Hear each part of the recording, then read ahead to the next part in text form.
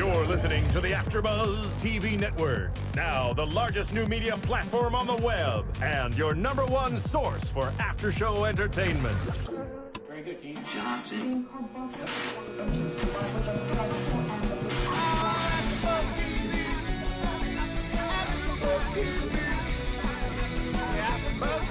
the AFTERBUZZ Studios in Los Angeles, California, presented by Maria Menounos and Bing.com, and streaming live thanks to Akamai Technologies, this is AFTERBUZZ TV's Bar Rescue After Show. We'll break down tonight's episode and get you all the latest news and gossip.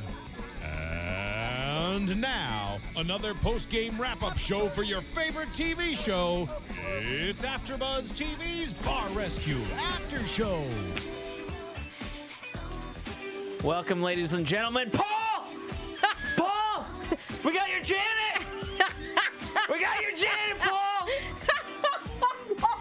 I did not see that coming.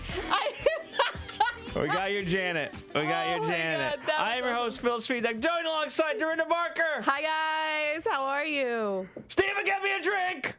Steven! Play some effing Janet, Steven! What happened to Janet? What happened to Janet? You took her off too fast. What happened to Janet? Brendan! Brendan! Brendan!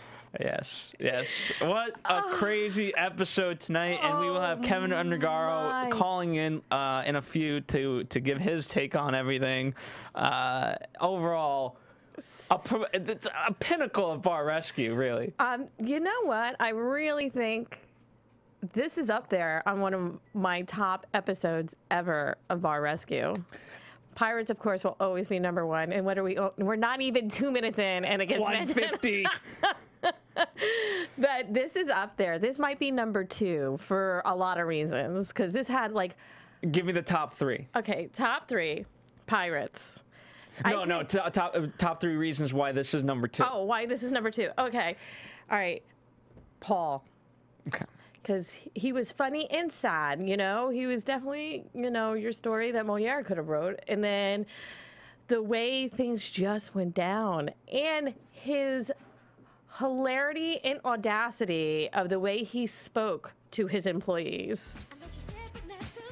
Janet! We got Janet. For me, it was great because it opened up so strong. And then it kind of lulled away after Taffer had his talk. Yeah. I was like, okay, where is this going? And then at the end, he's like, okay, we got to fire Brandon. Okay, I understand where you're going with this, but let's. Yeah. You know, I know we're jumping around by the way too, but Taffer tells him, okay, let's reassess the situation afterwards. Let's give him a shot. Yeah. 1, 2. Before we do this, I want to say something. Brandon, you're fired. So from then on, it just went back up in a what the heck just happened kind of way. It was like a crazy man's roller coaster. Yeah. That's exactly what this episode was. I mean, I love to watch crazy. I hate to be part of it, but I love sitting back and watching me some crazy because you never know what's going to happen. And I felt Brandon! Keven! Brendan! Brendan! Brendan! What? Put some Janet Jackson on. Hello, Keven. Brandon! Brandon! Oh my God, Dorinda's losing Well, it. I mean, that was the most laughs that I got, and then abruptly after that, it got that sad episode. It got dark Bar real Rescue. quick. Yeah, so you know, you're always great at breaking down the psychology. Oh, You know, Kevin's got some Okay. good stuff about it. I apologize for not being in studio, and I know it's just not as effective when we're not in studio. So let me be real quick and go through my thoughts, and then I'll hang up and listen to your answer off the air, as they say in talk radio. But I feel once again we're dealing with an alcoholic, and even though someone stops drinking, if they don't go into therapy, they're what's known as a dry drunk.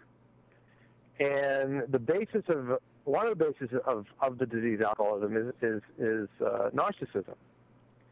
And so you've got somebody that's just basically so deep in their shit, so deep in the alcohol, so deep in the drink, so deep in themselves that they don't consider anyone else around. And to me, I feel like this bar was at the end of the line. I feel as though them reaching out to Bar Rescue was their Hail Mary, like the longest like a 90-yard Hail Mary pass, a last-ditch effort to save the place. And what made it really sad was that for 20 years, this place was very successful and had a long run, was the longest running club in Vegas, which is, to me, beyond impressive. The fact that it was the first gay bar was amazing. And when I think of some of the older people there and I see the reaction of the assistant manager with tears in his eyes when the name got changed and the manager also crying, you know, you realize that this was their Studio 54. Like Studio 54 was in New York, and the people that worked at Studio 54, most of them, those were the best years of their lives. And so I think looking at that staff, for many of them, this is going to have been, that experience at the bar was or will represent the best years of their entire lives. And when I think of, you know, a lot of my friends in gay culture, you know, a lot of them aren't married. We know marriage isn't even legal, and it's still not legal in many places. Clubs and bars and the social scene is all the family a lot of them have. And to see this now go away, you could see that it crushed them, and that was very sad. And to know that their leader would just walk away from it all, I buy it, because, again, that's the root of alcoholism is narcissism. So, of course, he's not going to think of them.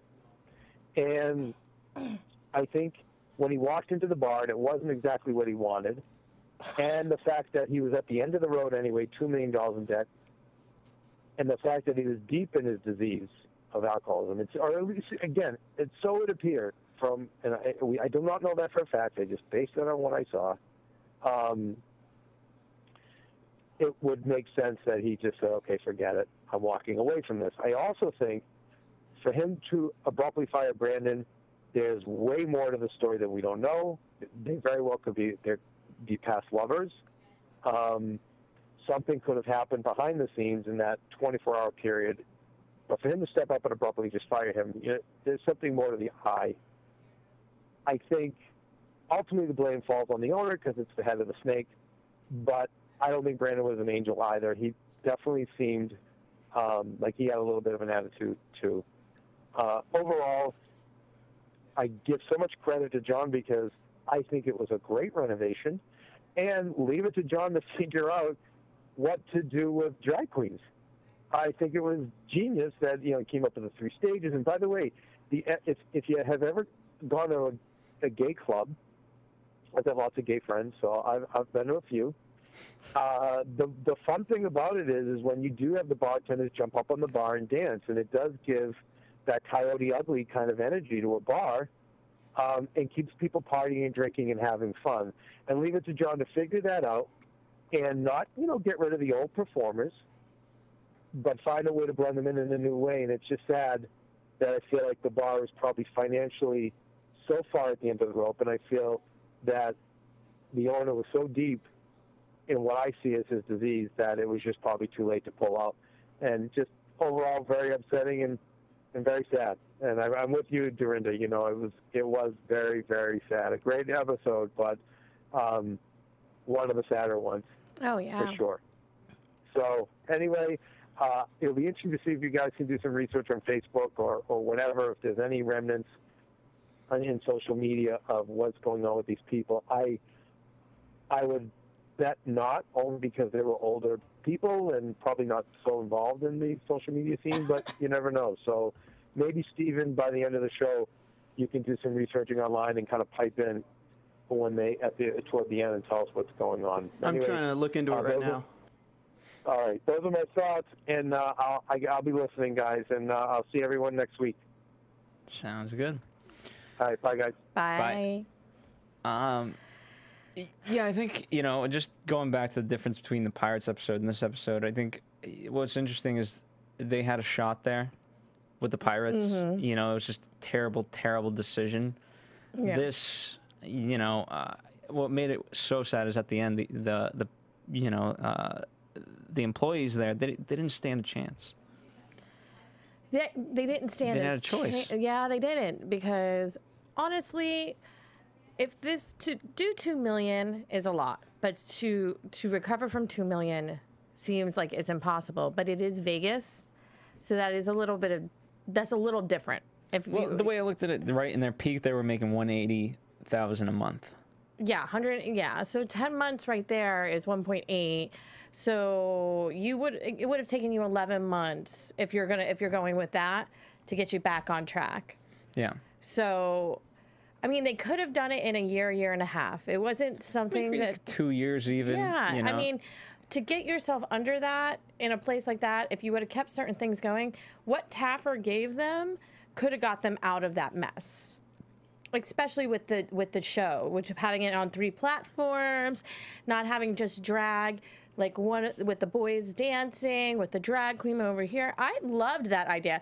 When I was listening to it, I was like, this is brilliant. Yeah. But once again, it's John Taffer, and what he does is so great.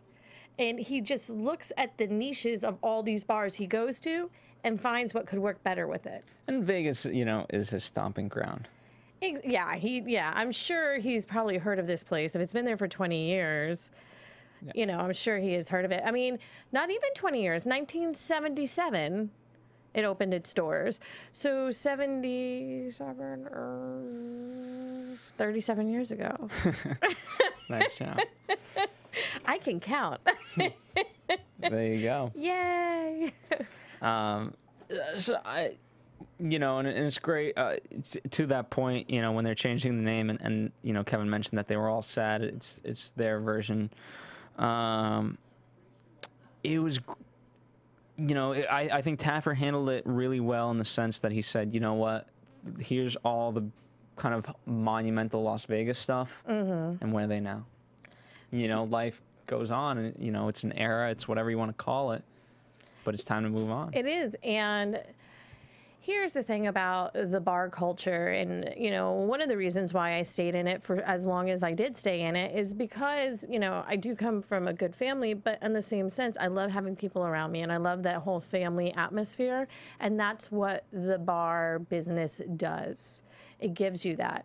I mean, when we would go to different events, our boss would have us as a team go to different events, promote our bar, do all these other things just to bring people into our bar, and then you just automatically get close to these people, because first of all, you're the only ones working those hours, number one, and then you have a bond because it's what you do for a living, and your friends who have the 9-to-5 jobs don't understand that.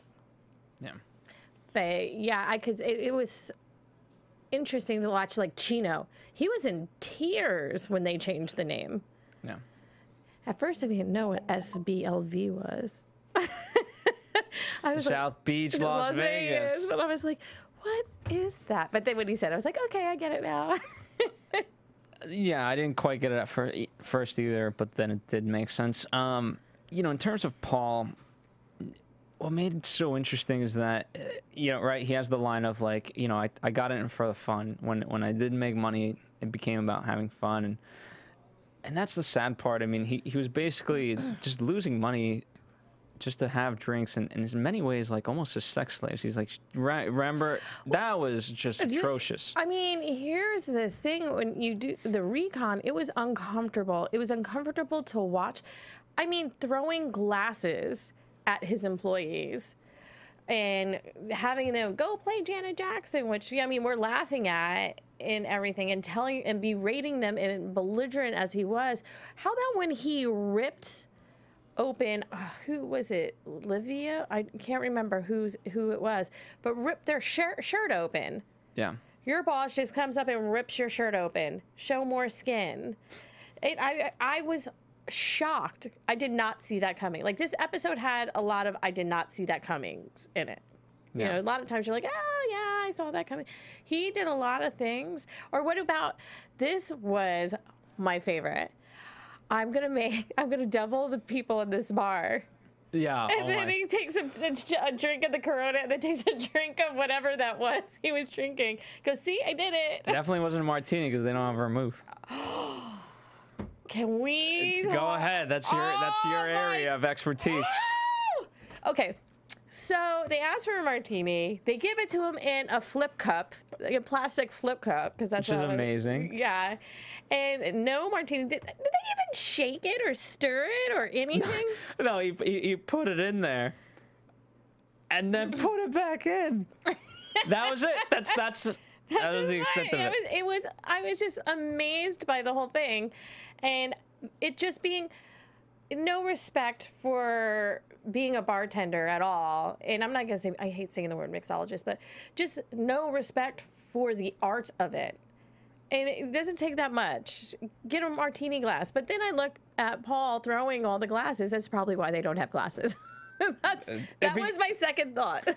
So you think it was the employees? Most of the time, it's the owner trying to save money. You think this was the employees of like, okay, we can't have glassware because it's gonna get thrown in our heads. Well, I think that, and then on top of it, they were so in debt.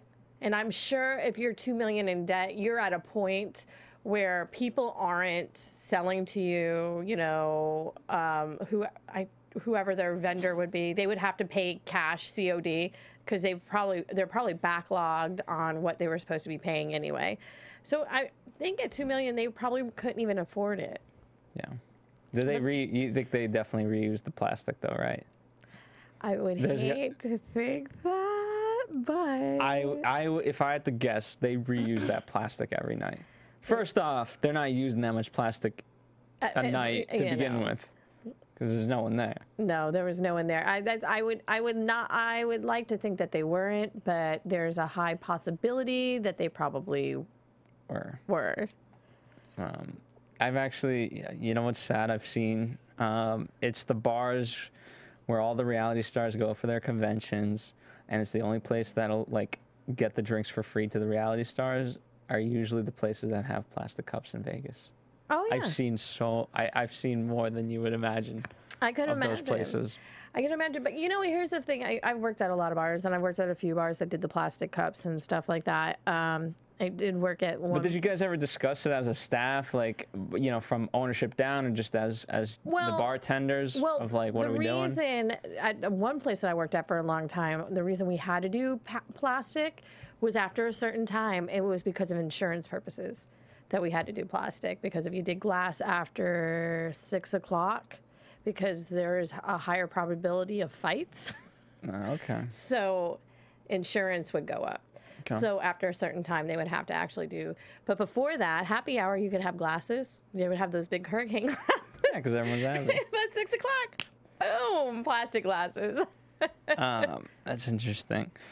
In terms of the recon, it was, you know, it was great to grab two locals and kind of who went. And wasn't one of those guys. He was an expert from last season.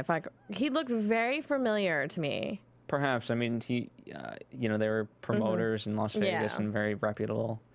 But yeah, I mean, it was such a strange story because, you know, in terms of focusing on, you know, there wasn't a kitchen. It was such a unique story that it's almost incomparable to anything else in terms of Bar Rescue. True. I mean, and it had, not to say that a lot of these episodes do have heart, but this one just had the heart and the drama and real life. Yeah. I just think this episode, certain episodes that we've seen and talked to certain people, they've staged their drama. But this, even John, the look on John's face when he fired Brandon, he was like, I don't think he saw it coming. And you know, the thing about that, John's the first person to fire anybody if they deserve it. Exactly. And that, to see shock on John's face for that is, you know, because at the end of the day, what's great about that moment is that John will not fire someone if they don't deserve it. You know, if they show change and they show that they want to learn, then okay, you can stay. Yeah, I think it was the dancing that did it, that John was like, he can stay. He was a good dancer, Brandon. Well, it just showed enthusiasm, you know? And he was happy again. And, I mean, there's a thing if you stay at a place, even though you stay and you get the attitude and you feel beholden, but it is like family. So when you're at a job, a lot of people do it, not even just in the bar business, in almost any business.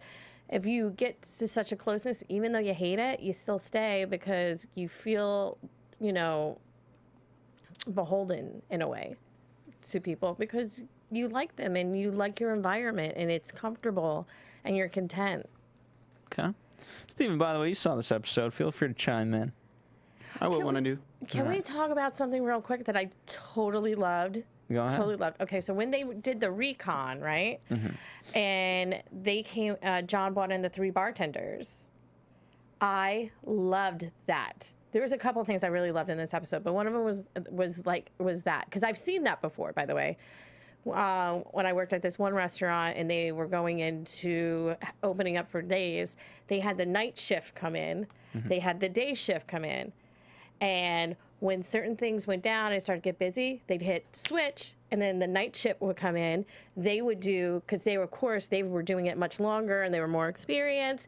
They would come in, do what have to be done, and be switch back, and then the new staff would come in and they would do it. And it's such an interesting thing to watch. It's amazing to watch. So I love that John did that with bringing these 3 bartenders in so they could watch and see how it can be done.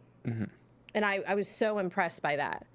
That really, I was kudos to you, John Taffer, once again, because I was so excited by that. Yeah, that was a brilliant move. I did enjoy that as well.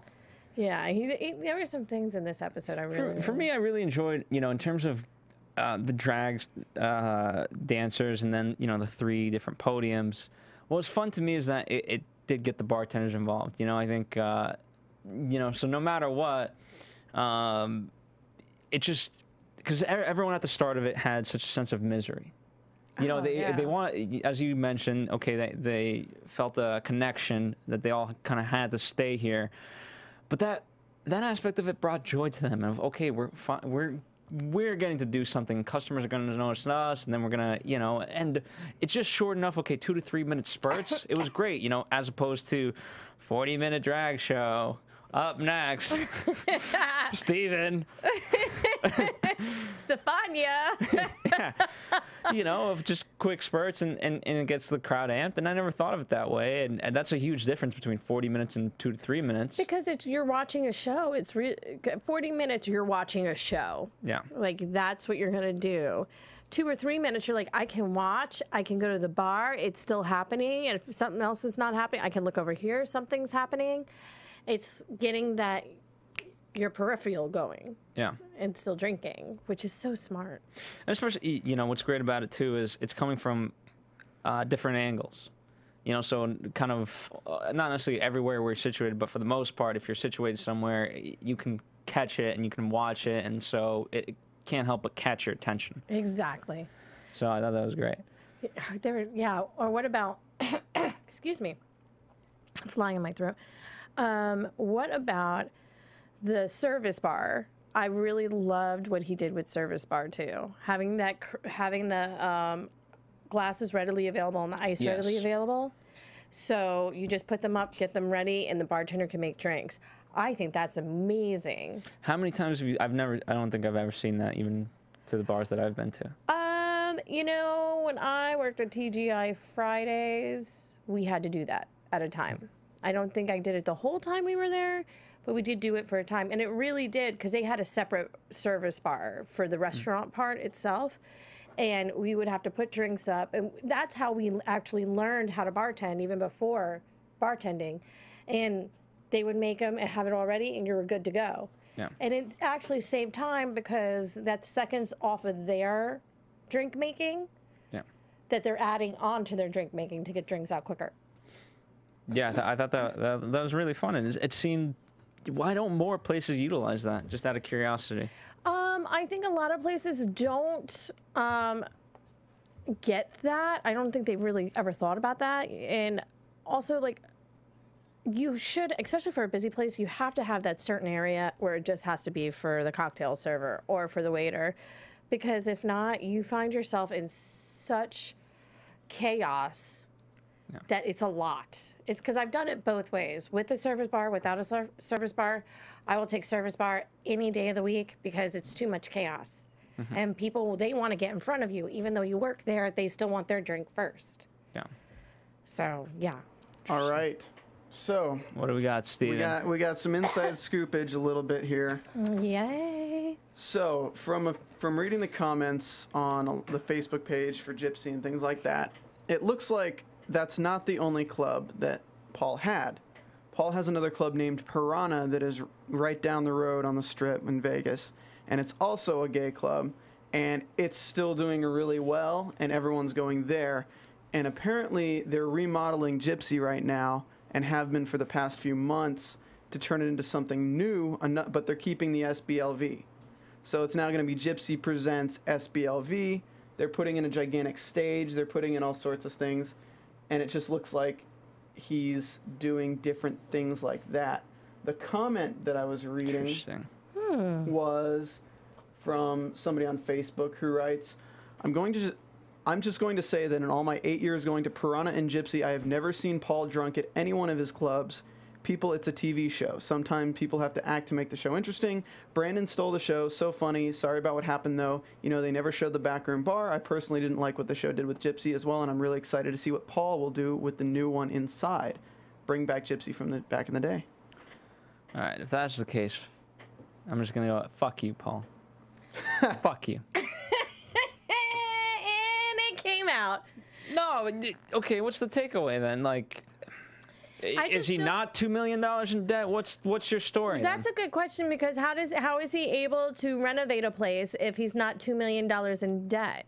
Because he could be $2 million in debt, but owns several places, and that's the one they used for Bar Rescue. Oh, and it's under a different company name. Perhaps. And that makes a lot of sense. Yes, I got it. I just feel you. And you hated the renovation that much that you're just walk away? Like, yeah, it's like, what an asshole. He's going to get his own renovations, then he's going to pay for his own after ripping. And to be honest with you, and I told Kevin this when off air before, I loved the renovations. I thought this was a great renovation. I didn't see, I mean, to be... Not to the point, you know, there's the owners who always go, it's okay, but I'm going to change this. And eventually it just gets changed back to the bar anyway that they always had, and it just gets cluttered. But we've never had someone outright, well, apart from the Pirates. Apart from the Pirates. I just go, Phil, come on. no, but you get what I'm saying of, like, you didn't like anything. He had distaste. He really did have distaste for the bar. I loved it. I thought it was great. I loved a lot of the stuff. And to honestly, being spiteful. If you want to redo that place, great. Redo the place. Keep it open while you can still have business going until you make a decision on what kind of renovations you want to do. Because right now, I can guarantee that place has probably been closed for over 6 months now. Am I correct, Steven? Brandon! I would guess 3. I mean, At least. well, at least, I mean... April was when Okay, so April, it opened for a day, and then they closed it down again. May, 4 June, months. July, 4 August. months. So we're going on 5 months. Yeah. I just, that just makes me mad, because that guy was given a gift and whatever. And he's keeping SBLV? It's turning into Gypsy Presents SBLV. Oh, I kind of like that, though. I mean, I like that too, but the whole theme of the bar that he hated was the South Beach theme. So what the hell are you going to do with South Beach, Las Vegas if you don't like the South Beach theme? Oh, you got a point on that one. Yeah, but SBLV can be interpreted in many different ways. I don't know what ways, but... Super Bar, Las Vegas. I don't know. I'm just saying, it could. Phil, you're making me laugh so hard. Oh, Sorry, my goodness. folks. Oh, my goodness. This is The why hosts go off. we love Dorinda. This is why we absolutely love Dorinda. And you know what? What I love about you guys as fans, ultimately, this is why you gravitate towards us. And, you know, ultimately Dorinda is because she, you know, she goes along with the stupidity of everything that we do. Exactly. You know, episodes where Dorinda laughs, fans are 52% more likely to go to iTunes and rate and comment and give us 5 stars. There you go. That's right, people. That's right. So let us know. And more importantly, at this point, tell a friend. Yes. Gosh darn it. Tell a friend. Spread the message. I know, and we appreciate everything that you guys put out on iTunes. I This mean, is the little show that could. it is. I mean, we're doing really well. I mean, we're up there with some of the best, actually, doing well. So we're excited. And Janet's playing right now. And it's going to be exciting. I don't know if I can give this away, but I'm going to give it away anyway. Don't answer Kevin's phone call. Yeah, don't answer Kevin's phone call. There's for the executive producer of Maria and Kevin's reality show that they're taping right now. They have a good friend who's going to be directing the next season of Bar Rescue. Oh, that's fantastic. So it's going to be cool, and they're close friends, and so we'll talk to him, I'm sure. Oh, yay. So it'll be exciting. So season 4. Yes, yes, that's going to be good. I mean, these guys are getting a season 4, 20 more episodes. I talked to Brian. I know he has more episodes. Chef Brian Duffy. Chef Brian Duffy. He has a few more episodes coming into the new season, which is exciting because he's fantastic. I know Russell Davis. He does too, and amazing. This whole cast. Well, let's speak to the mixologist of today's episode. We haven't really talked about. I loved her. Rachel Ford, loved her. I thought she was fantastic. Loved her hair. It was amazing. But as a bartender, I liked her. She had, I love Elaine Duke. I think she's amazing too. But she had a lot of personality, but yet still, it was her show, actually. This episode was her show because they really didn't bring anyone else in except for the choreographer. Yeah, by the way, he was fantastic. I think everyone enjoyed working with him. Oh, he was fun too. He was really fun. But Rachel Ford was amazing, and she works with Diageo, and the cocktails that she came up with were great. The Tom Collins, which was a take on a Tom Collins, but what did she call it? Collins Avenue or I forget. I had it written down and I erased it. Because drinks aren't my thing. I never write that stuff down. Yeah, I had it all written. I have this new phone I'm supposed to be able to write stuff, and I did, and then erased it right before I walked into the studio. This doesn't help me at all. But she was great, and she really liked all of them. And you know what I even loved? When they were doing... this is it. She had that exercise, the teamwork exercise, when they were all making drinks, and she had them like clasp arms and then with one arm each make a drink. How amazing was that? That's a good exercise. That was an amazing teamwork. You can do that teamwork exercise anywhere. It's not just behind the bar. We can even do it here at AFTERBUZZ to see how people work with each other, by the way. That's what I was thinking when I was watching that. I was like, maybe some of us should do this exercise. What are you implying? No, I was just thinking it would be fun at our next party. All right, that'll be fun. So we're implying anything. Like a potato sack race, instead we'll do that. Make drinks. There you go. So Dorinda, I got to ask. Yes. What did you think of them not having a service bar? Okay, so here's my thing about not having a service bar. We kind of talked about that a little bit. As busy as they were projecting this place to be, they were going to have a service bar.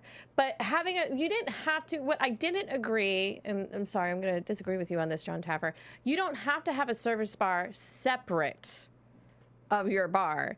Because if you don't have the bartenders per se, you don't have the manpower to man another bar.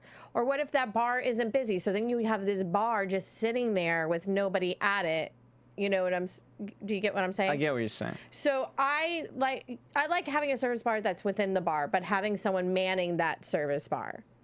Yeah. Yeah, but I did, as I had said before, I loved the way where the servers were going to get the right glassware, then fill the drink glasses with ice so it will be prepared for the bartender to make the drinks. So that's like another great teamwork exercise because you would really have to work together with each other to, get everything. And it would teach the server, because there's a lot of cocktail servers out there, unfortunately, that do not know what certain drinks are. They just pick them up and go. This would actually have to teach you certain things about bartending and things, because you would have to know what kind of glasses a Tom Collins goes in, what kind of glass a martini goes in. I have to say that because this place served them in plastic glasses, but not even glasses, cups. But I really like the idea of a service bar. You should always have one or one readily available, because that place, for them to make the money they were going to need to make back, they would have to be busy all the time. It seems like John's idea for this bar was really just mostly teamwork. From the ground up, it was, let's do this exercise for teamwork. We have these two great bartenders, but then let's kind of have them work with the other bartenders so they become better in themselves. And then the dance floors, too. That's a way, you go dancing, people want to tip you while you're dancing, they'll tip you more at the bar. So, that's all around just a good idea.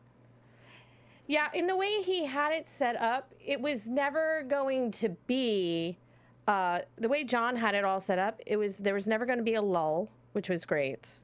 There was never going to be a ghost town at the bar. And on top of it, if they were doing it all right, everybody was going to make money.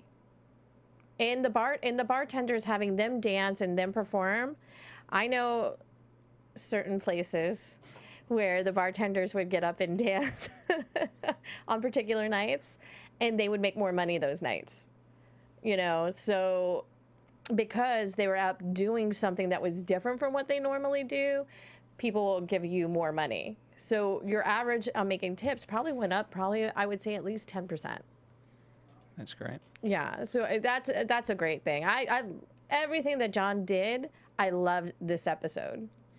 Me too. Again, it just kind of comes down to Paul. He was. I didn't know how to read him after his talk with John. They made an agreement like, hey, you won't drink here, et cetera, et cetera.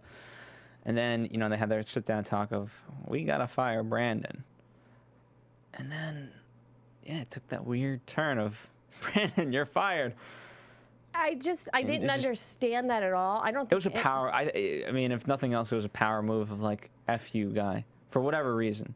And I do agree. I think that at some point there's a little bit more of a personal relationship with them, and there's things that we didn't see that probably went down during taping in this episode. But for him to just be like, you're out, you're gone, something I think really had to happen, unless he's that narcissistic and he thought this guy was going to be the fall, or paranoid to be, this is going to be the guy who's going to be the fall of this whole place. I think it's that, and even from the get-go, he says, John's going to tell me, you're right, I'm wrong, meaning John's going to be wrong. Yeah. And, in that moment when he's firing Brandon, it is a big, you're wrong, John. I know we agreed to something, but we're not doing it your way. We're doing it my way. Yeah, and I agree with you 100%, Phil, because he wasn't going to let John Taffer have everything right. Yeah. And because he didn't want him to be right. He goes, I know he's going to come in here and yell at me. I know he's going to do this. I know he's going to do that. And I was like, well, if you feel that way, then why have this man here? Yeah. If you have no problems and your bar's doing fantastically well, why is this man here? And with John, you need to eat crow a little bit because he's going to show you the light at the end of the day. Yeah. And he was very narcissistic. And unfortunately, he was one of those guys. And they really said, Steven, in that review that they never saw Paul drunk. They said that, but of course, that's a Facebook comment. Oh, yeah. So maybe one of Paul's friends. Because I can't believe that he... Here's the thing. Part of it could be like, okay, if I'm 10 times more drunk than you, then of course you don't seem drunk. Exactly. In comparison to me, you're not. Well, plus you see someone like yelling at somebody, Brandon, Janet Jackson. You think it's funny if you're like a patron kind of and you're in the heat of the moment, but if you work there, it's different. Yeah. Well, yeah, it's totally different. I just feel that guy, I agree it was his Hail Mary, but he could have, there's so many different ways they could have went about that, and they just didn't, and it's just so sad. And I just felt for the employees. I felt because... Chino. Poor Chino, my man. He cried 3 times in this episode. He did. He cried with the gypsy. He cried when Brandon got fired. And I'm sure he cried when the doors closed. We didn't see that cry. Yeah. That was a fetal position cry. We've seen it. Remember, I forget that episode, but John didn't really hug the owners. He hugged the assistant manager. Yes. And we really spoke to that when we talked about that episode. And tonight, Brandon left, I'm sorry, Paul left. He was like, all right, we're still going to have a fun night, and we're going to do this right. And everyone did. And so when he left, he really said goodbye to Chino and really the rest of them. But you know, and so they felt accomplished. Like, if nothing else, this, you know, okay, if he's not going to be here, we're still going to do this right, and we're going to make money, and we'll pay this off, Paul or no Paul. They were never given that shot by Paul. But this is where, unfortunately, with narcissistic people in the bar business itself, and we've talked about it before, the people that work at the bar, they become a family. So with Paul or without Paul, they wanted to make this work. But really, you needed Paul to make it work, because he had to make the decision on whether or not he wanted this bar to work or not. And he made the decision that he didn't want this bar to work because he did close its doors, which is so sad. It was just a big FU of, you know, you guys can't have fun unless I have fun. Exactly. That I'm going to show you guys. You guys think you can do this without Janet me? Jackson! Put some Janet Jackson on. But the thing is, like, even made me tear up. Like, Chino, he's like, we could do this without him. And like that, big, like, fist pump. And it was cute to watch. But I kind of felt like something dark was going to go down after he left. Yeah, and they didn't see him for 2 days. It's just one of those things where, you know, usually when the credits roll, and you kind of know if it goes to hell or not. So I was thinking, like, Paul never left. The owners, you know, took control of the bar. The bar shut down. And by the way, that's one of the first, right? That the bar shut down? Because normally they do, like, the 6 weeks after. Yeah. And normally the bar is still up and running. I think maybe... Or failing slowly, but you know what I mean? Yeah, J.A. Murphy's might have been one of those, too. This is one of those where, like, okay, they just shut down. Yeah, and it by no fault of anyone's but Paul's. And that was the thing. I mean, I love the outfits John had picked out. I thought those outfits were amazing for the bar. They were awesome. I would love to wear an outfit like that if I was behind the bar. I just get shorter shorts, but I love that outfit. That outfit was so cool. The boys looked amazing. It just made me so mad, Paul. I just want to shake him. Like my grandma would say, just shake ya. Steven, plan a trip to Vegas. We're going to shake down Paul. Exactly. All right, let's move into predictions because we're just going to get more depressed as we continue. I know this. I'm sorry, guys. This is a depressing episode. I'm trying to make fun of it as much as we could. We put some light into it. Oh. I always forget that these lights are here. And then I'm like, for those of you listening, obviously, because we're in the studio, there's lighting, and Steven's having fun with the DJ lighting here. Let's turn this place to a gay bar. Anyway. I'd be up for it. Where's my drink, Steven? Anyway, next week, I caught a little bit of the teaser, but not enough to really recollect of what it was going to be. Either way, it's going to be fun. Oh, it's always it's always a blast. And next week, I'm gonna make a couple phone calls, see if we can get some phone calls. Yeah, see if we can get some people. I am proud of you, Steven, for finding that out, because today I was looking, I was like, wait, where do you start if the bar's closed? And I'm not, for as young as I am, I'm not good at the social media stuff. So I was like, wait, where do I begin to find these people and assemble the crew? I know. Get the band. We should get the band back together. And, let's open up a gay bar down the street. We're on a mission from God. We're opening up a gay bar.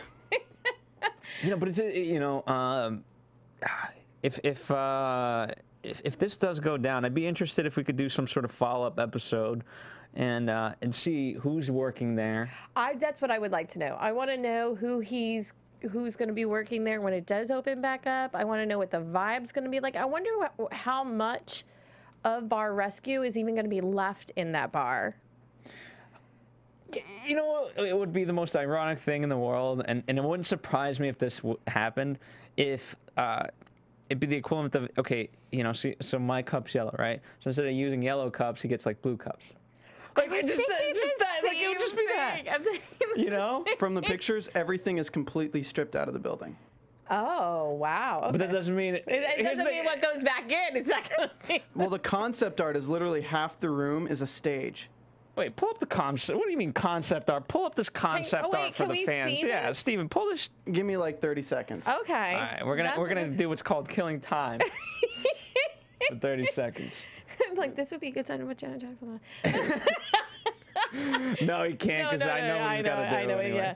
No, I just feel, and I can't. This episode makes me so excited for all the other episodes that are about to come, because we have a lot happening.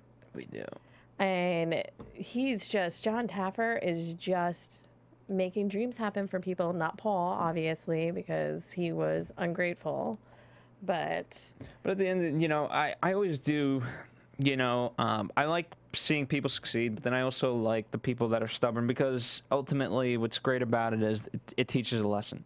But the people that are genuine, if Paul, whatever you're doing, if it's insincere, it's really pissing me off. yeah, and I mean, if you're successful, kudos to you and your successes. I just feel...